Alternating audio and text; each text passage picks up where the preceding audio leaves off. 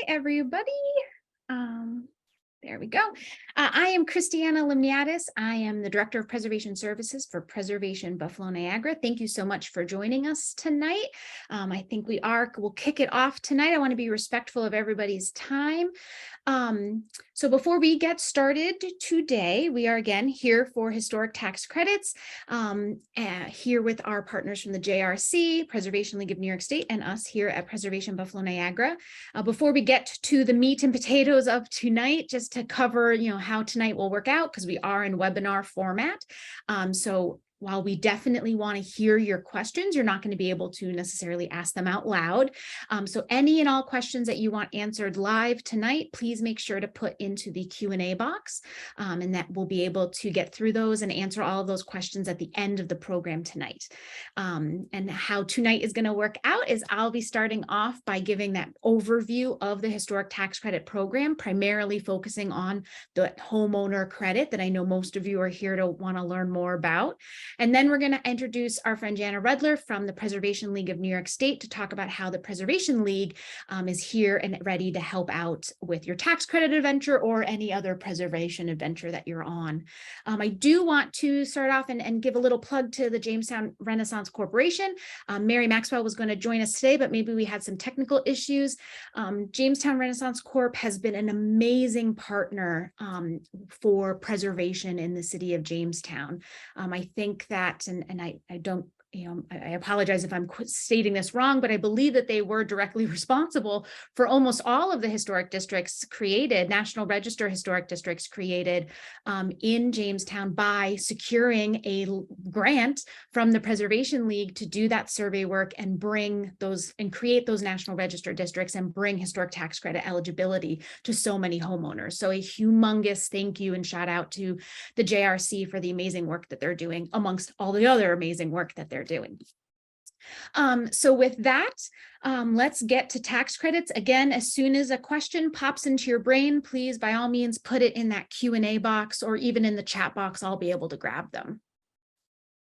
All right, so historic tax credits. There are essentially 3 different tax credits that are available to historic property owners in New York State. Oftentimes you'll hear people discuss them and describe them as there's a state credit and a national credit, and that can get kind of confusing. It's a lot easier to package them as the type of resource that you're trying to get the tax credit on, right? So there is the homeowner tax credit that provides a 20% state tax credit on your homeowner qualified expenditures. And again, that is only a state tax credit. So you only have to deal with the New York State Historic Preservation Office that's in the Parks and Recreation and Historic Preservation Division over there. So SHPO is what I'll be calling them, the State Historic Preservation Office, SHPO. Then there is the commercial income producing tax credit. And that, depending on how much you're spending in your project, can give you anywhere from 40 to 50% in combined state and federal tax credits. So for that commercial credit, you're going to be working with the state, with the SHPO office and the National Park Service in securing those tax credits. And then just newly reinstated is the historic barn credit, which gives you a 25% state tax credit on qualified expenditures on barns that were built before 1946. Tonight, we really are just going to talk about the homeowner credit because that's why the majority of you are here.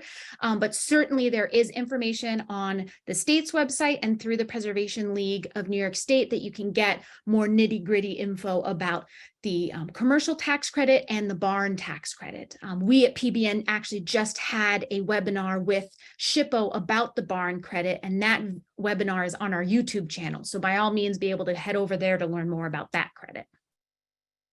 So nitty gritty about the historic homeowner tax credit. Again, it is a 20% state tax credit on qualified rehabilitation expenditures, so qualified expenses on your rehabilitation project. The key requirement is that all this work needs to be pre-approved. You have to think of it essentially as a reward. This is a reward for doing and following preservation standards and guidelines for the work. And so if you're going to follow those rules, then you'll get that tax credit from New York State. So it has to be something that they pre-approve to make sure that the work you want to do meets those standards and requirements. Again, as the name implies, it has to be an owner-occupied residence. You can still use a tax credit if you maybe have an apartment that you rent out upstairs, or you have a home business or office. If there's a small amount of income producing aspect to your house, you're still able to access the credit. It just makes a little bit more math for you. But primarily this is for owner-occupied primary residences. You have to spend at least $5,000 in your total QREs and your total expenditures, with at least 5% of that total project cost being spent on the exterior of your property. The next eligibility requirement is that you have to be listed in the National Register of Historic Places or in a certified local district. Jamestown doesn't have any certified local districts, so you don't have to worry about that. You just have to focus on those National Register historic districts. And then that last eligibility requirement doesn't technically apply to you guys in Jamestown. So there is that eligibility requirement that you have to be in a qualified census tract. And that means that you're in a census tract where the median income is equal or lower than the state median income. Median income. But there was a change in the law a couple of years ago that said that any city with a population under 1 million, with a poverty threshold of over 15%, you don't even have to follow the qualified census tract. It doesn't matter what census tract you're in. As long as you meet all those other eligibility requirements, you're eligible for the tax credit. And every single city in Western New York falls under that definition. So again, as far as those of you in the city of Jamestown proper, all you need to make sure is that you meet all those other eligibility requirements. And then a key thing to keep in mind, it's not necessarily an eligibility requirement, but an important thing to keep in mind is that if you have an income of $60,000 or less, this credit actually turns into a refund for you. Because again, it's a credit, so it's going to be a credit onto your tax liability, your New York State tax liability. But if you make $60,000 or less, you'll just actually get your credit amount as a refund when you file your taxes. There are, that key eligibility requirement is that you have to be listed in the National Register, and there's a way that you can check that yourselves to make sure that you are in those historic districts. You can head over to SHPO's website and use their Cultural Resource Information System to look up your address, but certainly the Preservation League of New York State, JRC, a whole bunch of us are around that you could shoot an email, pick up a phone and call and just double check that you're in those historic districts if you don't want to go up and check on your own. But it's important to keep in mind that it's not just about checking that you're within the boundaries of that historic district. You need to make sure that your property is a contributing resource, meaning that your building contributes to the overall history or architecture of that historic district. So there are 3 main historic districts in Jamestown currently. So again, we want to make sure that you're not only in these shaded areas, these maroon areas, but that your building has been identified as a contributing building. If it is a non-contributing building, you're not eligible for the tax credit. If your building is been determined non-contributing, depending on what's going on with your structure, there might be possibility to wiggle that and to change that determination. But that's definitely something that you'll need to talk to SHPO representatives about. So again, really key to check this before you get into the nitty-gritty of putting together your tax credit application. So again, it's a tax credit on qualified expenditures. It's not just a blanket, anything you spend, you get 20% on. It's only on things that are eligible work. And basically, here is not an exhaustive list of everything that's eligible, but it's almost all the big stuff, that normal stuff, the most common things that people are doing on their properties. And essentially, the tax credit applies to pretty much almost everything that you're going to do that is a permanent improvement to your structure within the footprint of your building, from foundation to roof. If it's a permanent improvement to your building, repair, whatever, it's going to be eligible for work. This doesn't just mean that it has to be something that's broken, that you're repairing. It can also just be outdated things, especially as it relates to kitchens or bathrooms. You bought the house a couple years ago and it's, a fabulously 1980s kitchen cabinets, and that's just not your style. you can use the tax credits to just update that. It doesn't necessarily have to be broken things. And it doesn't necessarily mean that you have to go backwards and do something old-timey. The standards that we use for this doesn't make you have to go backwards in time. So you can do some modern stuff with this and still be able to get the tax credits on it. A really great thing to keep in mind that is a qualified expenditure that you can get tax credits on are those soft costs. So if you have a really big project and you have to, or you're doing something really in depth and you need an architect, or you hire a project manager to help just make this happen because you don't have the time or capability to do that, that fee that you pay that person is also tax credit eligible. Your permits or other fees that you might have to pay to the city, those costs are also tax credit eligible. So it's not just those hard costs of those contractor bills and the material bills, also those soft costs are tax credit eligible. And then here is kind of that general list of things that are not eligible for tax credits. I think the biggest thing to keep in mind is, obviously demolition, where this whole point of this tax credit is to repair and keep these 100-year-old buildings going for another 100 years. So demolition or removal of those character defining features is not going to be tax credit eligible. The other things that are the most common questions that people have about tax credit eligible things is as it relates to landscaping or driveways or sidewalks or garages. And unfortunately, none of those things are tax credit eligible. Again, it's really just the footprint of your property. And then to what I said before about permanent improvements to your property, a great example would be carpeting. So if it is a wall-to-wall carpeting, that's going to be tax credit eligible. But if you're doing rugs and sections of carpeting like that, that's removable, and that's not going to be tax credit eligible. And then the last thing that I'll mention as that's a common thing that's not eligible are your appliances. So you really need to be careful when you're creating, again, especially a kitchen remodel, that you might be paying a single contractor to do the entire work and buy and install your new appliances. And you can certainly have that contractor do all of that work, but when you get that bill from them, you want to make sure that that is itemized so that you're not accidentally including that non-eligible appliance cost in with your tax credit eligible work. These lists of the qualified, what's qualified and not qualified, these are straight from SHPO's website. I think that's my next slide, or in 2 slides. They have all of this on the instruction guidelines and handouts to help you do the tax credit thing. So you can definitely go back to their document to be able to check this list, and then certainly call or email SHPO to ask further questions if you have something that's in the gray area. When I said before about this is a reward for following the preservation standards and guidelines.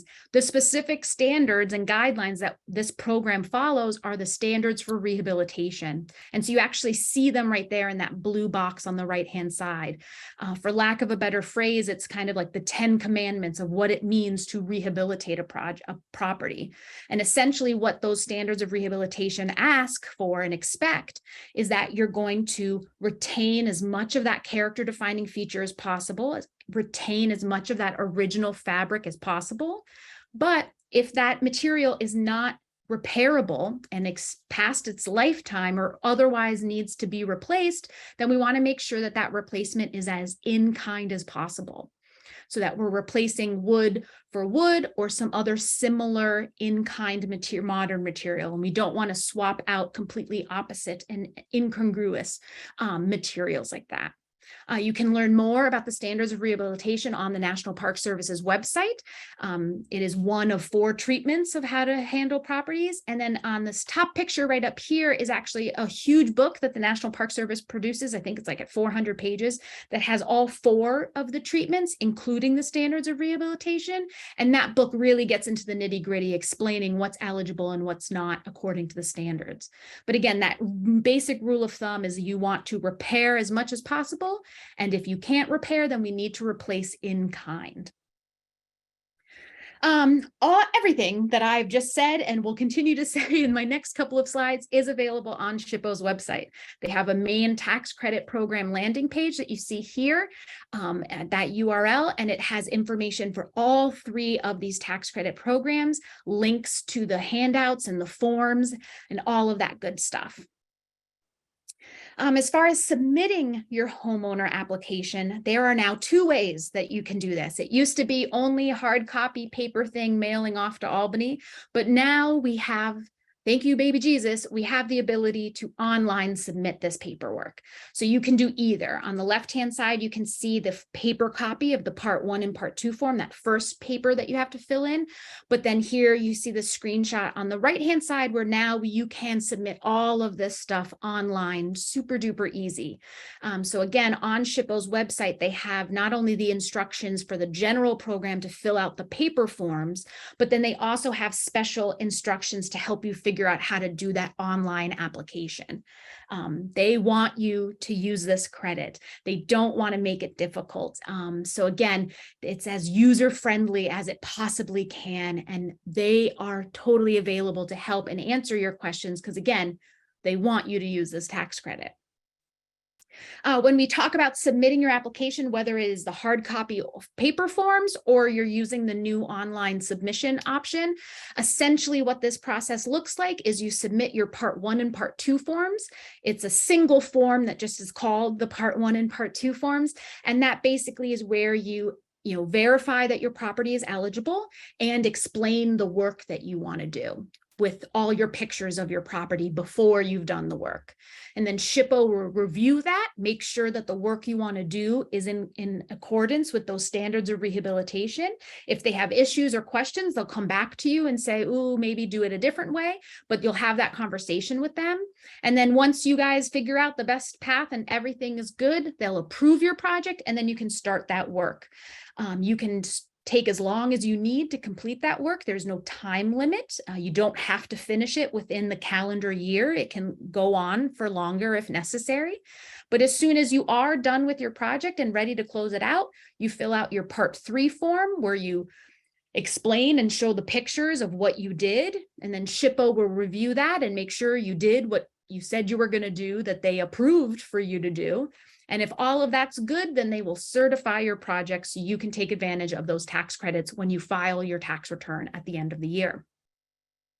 When we talk about, sending the things to Albany, whether it's the hard copy or the online, what this package is actually going to look like is the application form, property photographs, those property photographs keyed to a site plan. They're not going to come to Albany, to Western New York to check out your property, right? All these reviewers are out east in Albany. So we need to not only drown them in photographs so they understand all the things about your house and what you're going to work on it, but then we need to key that to a site plan so they can understand what's going on in your house. There is an application fee for this process. For most homeowners, it's a $25 fee for the Part 1 and Part 2 form, so just a flat $25. And then your Part 3 application has a fee, and that's going to be based on the final cost of your project. So if you're spending $5,000 to $10,000, your fee, I think, is $25, and it goes up incrementally from there. Some homeowners are exempt from paying that $25 first fee.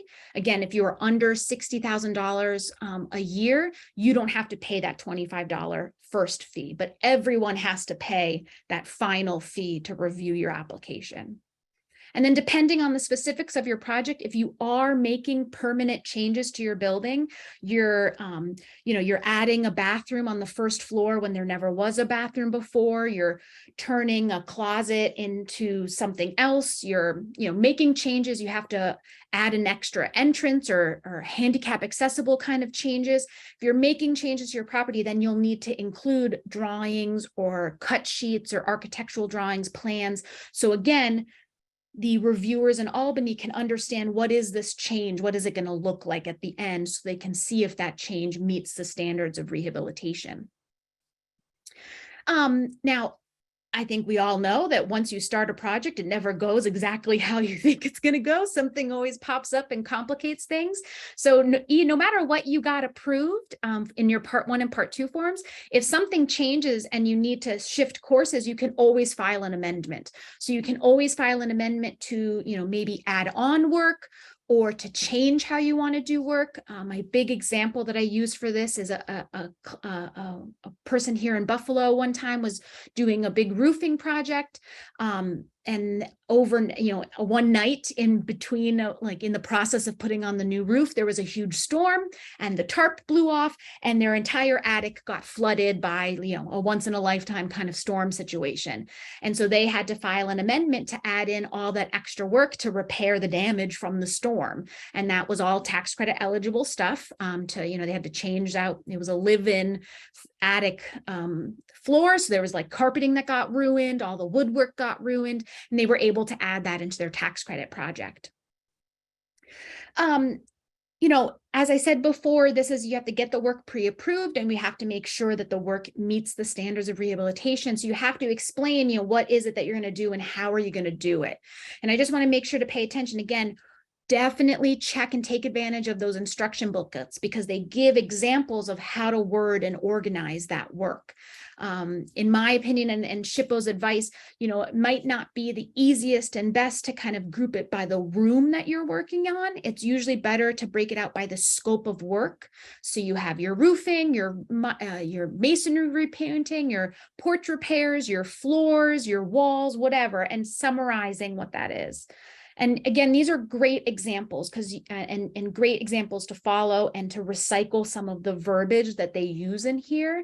The goal with your description is you want to be descriptive enough that they understand what you want to do and be able to evaluate whether or not that work meets the standards of rehabilitation. But you don't need to be so detailed that like you're writing paragraphs and chapter books on it. Like we can be succinct and to the point and summarize briefly so that all of our time is being saved. So again, make sure to check out the instruction booklets that come along with it and really kind of take and lead by example by the descriptions that they give, which are these are parts of it. There's more examples in the book. There's just a little snippet of them. So once you've, submitted your first paperwork, got it approved, finished your work, and then filed your part 3 to close it all out, you'll get a letter that looks something like this. This one's obviously from 2017, so I'm sure the letterhead has changed and maybe a little bit of the formatting, but you'll get a certificate of completion that confirms that SHPO reviewed your application and they confirm that you followed the rules, and they'll certify your total project amount that is eligible for the tax credit program. So again, they're the preservationists. Their job isn't to tell you what your credit is. Their job is to make sure that your project followed the rules. And so they'll certify your total project cost. And so this is the letter you'll then take and give to your tax professional, or if you're doing your taxes yourself, this is the letter that you use when you're filing your taxes to then fill out those forms and to claim that on your tax return. Again, if you have a tax professional you're working with, they'll be able to completely take it from there once they get the copy of that certificate of the certificate. But if you are doing your own taxes, this is the form that you use for that. It's the IT 237. And it's, you just fill in this form with all the information that was on that letter that you get from SHPO. And it's this form that you do the math to see what that 20% is that you can then claim on your tax return. And then the last thing I'll say before we pass it off on to Jana is that, like I said in the beginning, this is a homeowner tax credit. There's a separate tax credit for income producing properties. But many homeowners do have an income producing aspect to their house. They have that income producing apartment upstairs, their home office or home business. So you'll still be able to use it. There's just a little bit of math with it. And so here's just kind of a really basic diagram to show that for that 50-50 split, I live on the first floor and I rent out the second floor. If I use the tax credit, I can apply the tax credit to all the qualified expenses in my unit because I, homeowner, occupy that unit. But for all of the exterior work and shared spaces, I can only use the credit on 50% of that money because I only occupy 50% of the property. So again, you'll still be able to use the credit. You'll have to do that adjustment on that exterior and shared costs, but you'll still be able to use the credit. When you do that kind of prorating of that cost, you need to make sure that your now adjusted exterior and shared costs still meet that 5% exterior requirement, right? You have to spend at least $5,000 and 5% on the outside. So it does kind of, depending on your building and the size of your building and what you're spending, you might need to add a little bit more work to the exterior to make sure that you meet that 5% rule, but you'll still be able to use the credit. So that is an extremely crash course rundown of how to use the Historic Tax Credit Program. Again, any questions that you have, please type them into the Q&A box or into the chat box. And now next, I'm going to stop my share and I'm going to introduce Jana Redler to join us from the Preservation League of New York State so we can learn about all the things that the Preservation League does and how they can help us out with this adventure. Jana. Thanks, Christiana. Hi, everyone. My name is Jana Rudler. I'm the Grants and Technical Services Manager at the Preservation League of New York State. And I have a small presentation to introduce the League to everyone in case you're not familiar with who we are and what we do. Let's see which one. There we go. All right. So, I want to thank, first of all, Jamestown Renaissance for welcoming us here and for inviting the League into your community. The Preservation League of New York State works statewide. We are your statewide nonprofit organization working for preservation since 1974. So next year's our 50th anniversary. We work in all 62 counties of the state.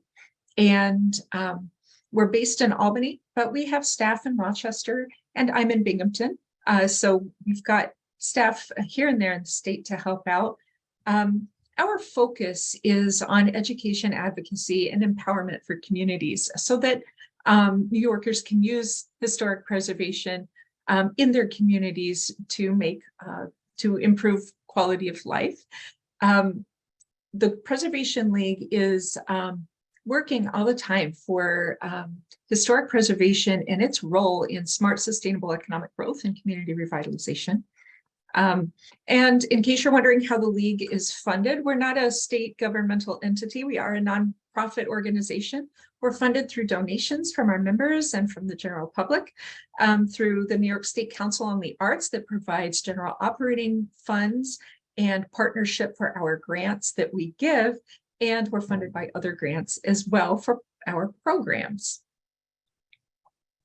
So our mission is to empower all New Yorkers to use historic preservation to revitalize their communities, protect their heritage, and build a sustainable future. We envision a New York where our diverse heritage is valued and protected.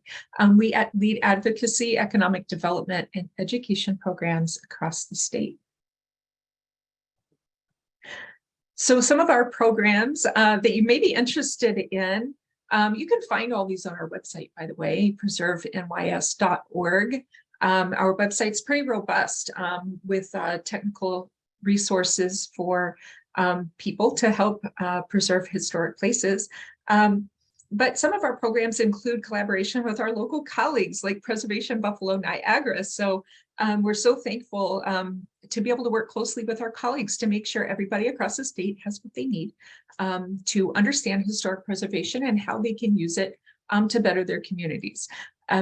We work in public policy at the state and national level. We engage in advocacy. One of the most recent examples of our advocacy work is the historic tax credit. The Preservation League of New York State pushed really hard for expanding and enhancing the historic tax credit. So we can't take all the accolades for that, but we certainly worked hard to make sure that that was a tool that people can use in their communities. We provide technical services and education. You can call us up or email anytime with questions about historic preservation concerns, and we'll do our best to help you. And if we can't help you, we'll refer you to someone who can. Some of our programs also include shining a light on historic properties to bring additional resources through our 7 to Save program. Now, that might sound familiar to some of you. Your casino building was on our 7 to Save list in 2018. And in 2002, your Erie Railroad Station was on our 7 to Save list. And what happens is when we list, well, we accept nominations from the community for one thing.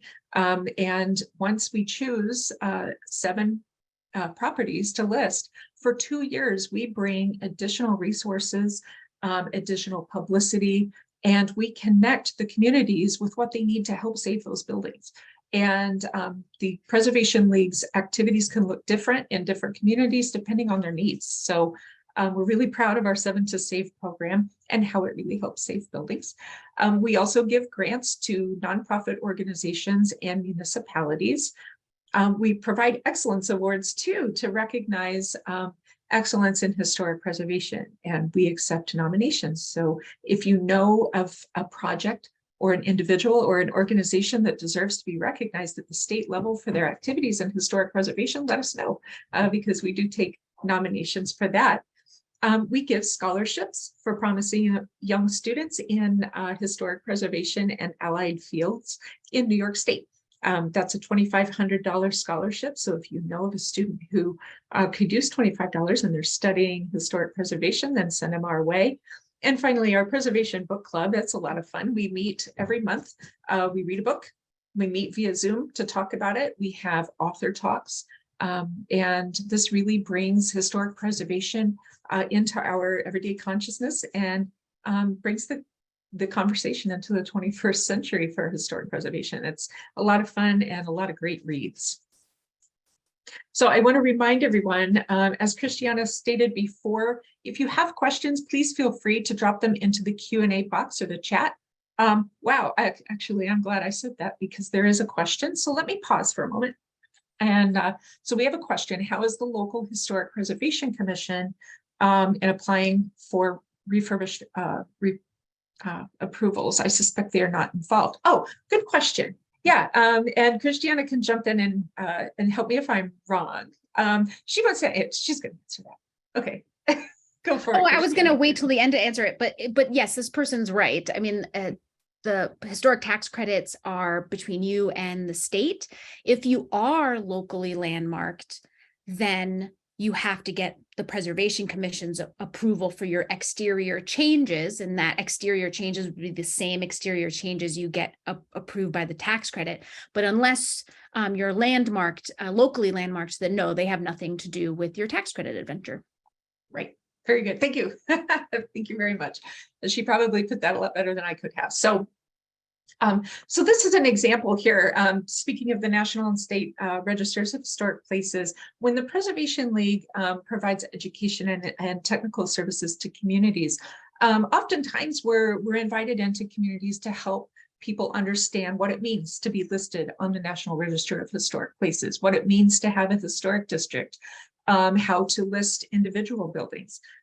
So, you know, this is one of the ways that we help communities to understand what this means for property owners and how it can help you revitalize your property. As Christiana just got done talking about, the historic tax credits are a big part of that. And the Preservation League also provides technical services to help people access the tax credit information that they need. We can help you fill out your forms or understand your forms, connect you to your representative at the State Historic Preservation Office. So, you know, we can, you know, just help communities access these tax credits and understand what they mean.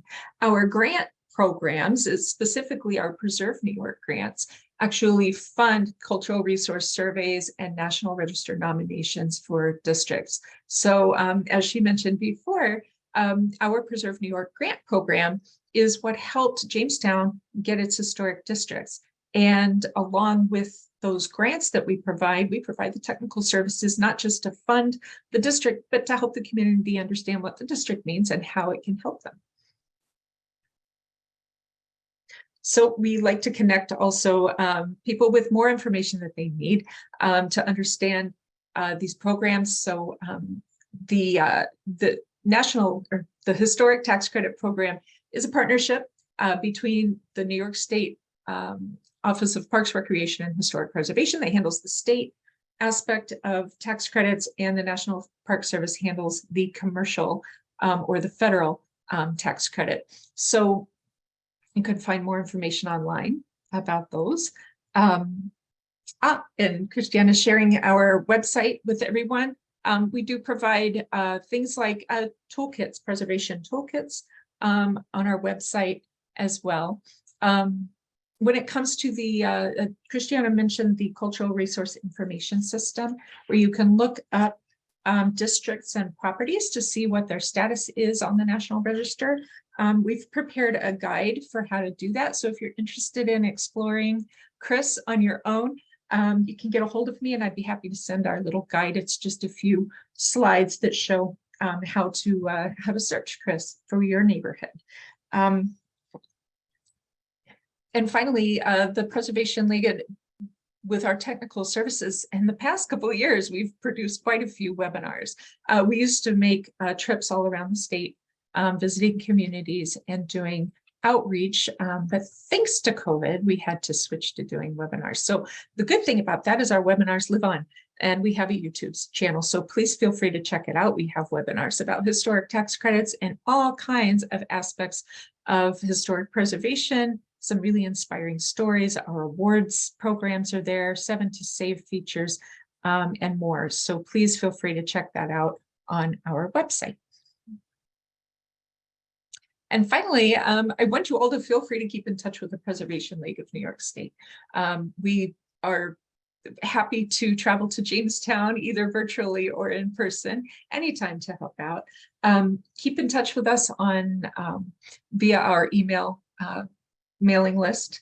You can sign right up on our homepage at preservenys.org. We're also on social media. That's where a lot of our stories are told. So we have an amazing communications person who travels all around the state and brings stories to Facebook and Instagram, inspiring stories of preservation in communities all over the state.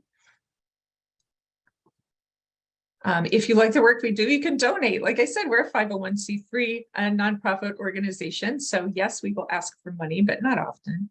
You know, you can donate to us if you like what we do. Feel free to reach out to me. My contact information is at the bottom of the screen. I will more than likely meet some of you in Jamestown in the not so distant future, hopefully. And you know, I just want to thank Jamestown Renaissance again for inviting me here today, and Preservation Buffalo Niagara, also Christiana, for pulling this program together and inviting me to be on board. So it's a pleasure. If any of you have any questions that you think of later, feel free to contact me. I'm always here to help. Excellent. Thank you. So again, we had that one question about the Preservation Commission and how they might be a part of tax credits. So again, anyone else that has any questions, please feel free to put those in the Q&A or in the chat box right now.